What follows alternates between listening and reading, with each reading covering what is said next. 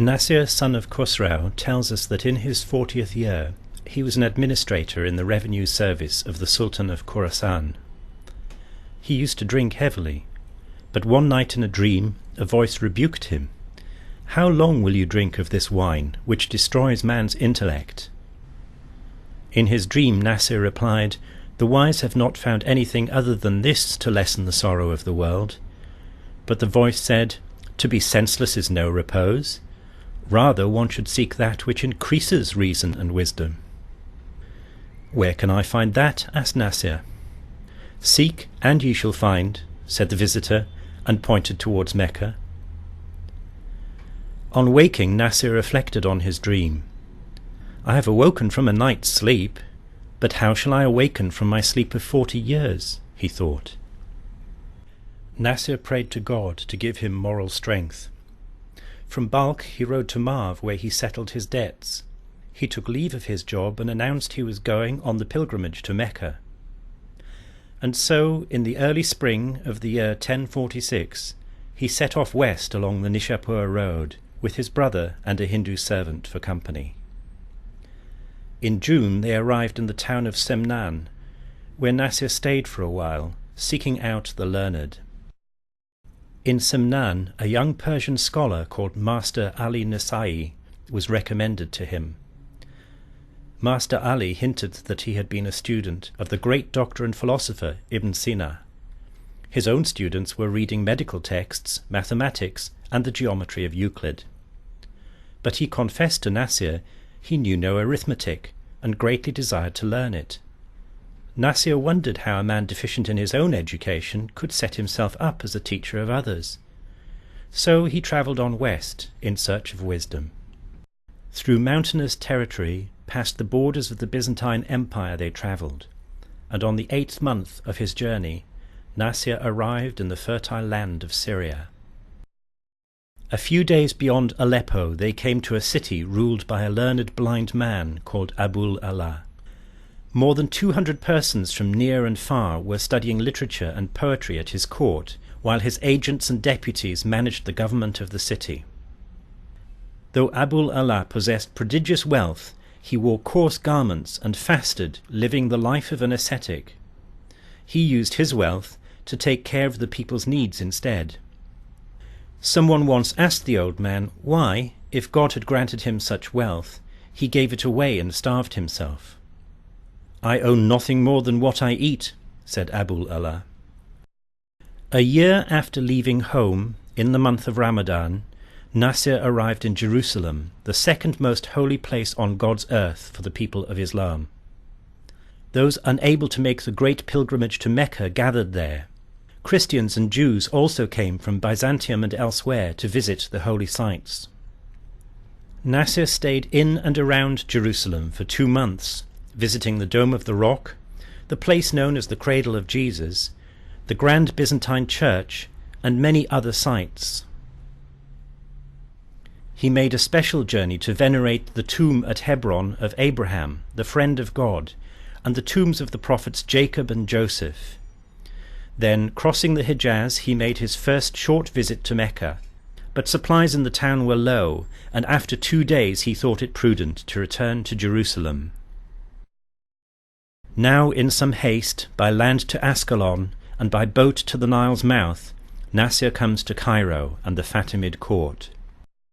The Caliph al-Mustansir is ruler here, regulator of the Nile, protector of Medina and Mecca, patron of the university at the Al-Azhar Mosque, and founder of the House of Knowledge.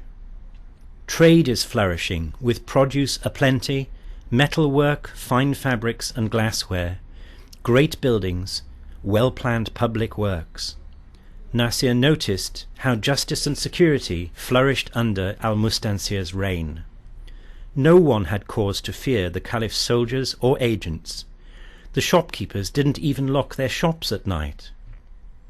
In Cairo, Nasir entered the service of the Caliph and found a guide to answer his questions, Al-Mu'ayyad fil-Din al-Shirazi. 3 times in as many years, Nasir made the pilgrimage from Cairo to Mecca.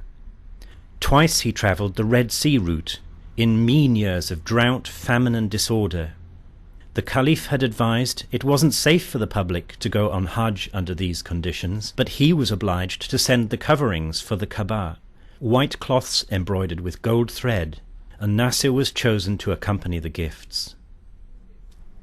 Surviving privation and the risk of banditry, the party stayed but a few days to complete the Hajj and returned quickly to Egypt. For his final pilgrimage, Nasir took the Nile route, never again to return to Cairo. He sailed upriver to Aswan on the borders of Nubia. In Aswan, Nasir met a good man, Muhammad Falij. Muhammad helped him to hire a camel for the desert crossing to the Red Sea port of Aidab and instructed his agent there to help the travellers. Stuck in port for 3 months waiting for a favourable wind, Nasir spent all the money he had and so presented himself to Muhammad's agent. "Yes, I'm holding a lot of money for your friend," said the agent. "Just take what you want and sign for it." Nasir writes, "Generosity exists everywhere. There have been and still are noble men." The winds changed and they sailed to Jeddah, and so came at last to Mecca. Nasir's 4th visit to Mecca turned into a stay of 6 months. Then he and his brother turned their steps homeward across the lawless wastes of the Arabian desert, under constant threat from warlike tribes and bandits. They were stranded 4 months in Falaj and 7 in Lhasa. They ran out of money and had nothing to sell. Bandits have no interest in a scholar's books. Then a caravan of goatskin traders offered them safe passage to Basra, but they drove a hard bargain.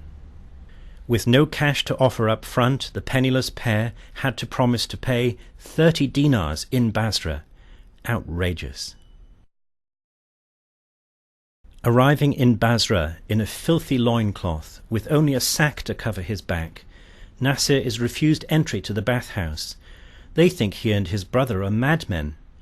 Then, a stroke of good fortune, a fellow Persian offers to introduce him to the learned vizier. Nasir sends a note instead, knowing his words will show the great man the worth of his character. And so they are rescued, sent money for clothes. The bathhouse attendants apologize to them. The vizier takes care of them, settles their debt, and sends them onwards with gifts and provisions. Indeed, God is merciful. It took another 9 months to get home to Balkh. Beyond lovely Isfahan, the road became treacherous. If you stray from the path, you will sink in the sands. They were equally at risk from war and rebellion, but the cavalry of Prince Gilaki, who ruled from Tabas, enforced strict justice and security on the roads, and he lent them an escort on the road to Cain. Crossing the border back into Khorasan, they met a caravan belonging to the Sultan's vizier, a man in whose service was Abul Fath Abd al-Jalim, the brother to Nasir and Abu Sa'id. Joyfully the 3 met at Jumukian Bridge and rode into Balkh together. Nasir came home with a purpose, a man with a mission, though his forthright speech often brought him enemies and persecution. Warned to flee for his life, Nasir escaped to remote Badakhshan, where Prince Ali bin al-Assad protected him, exiled, in the narrow valley of Yomgan, till the day he made his last journey and passed from this life. In all, Nasir's adventure, to find a spiritual guide and the answer to his questions, took him nearly 7 years and over 15,000 miles on the road.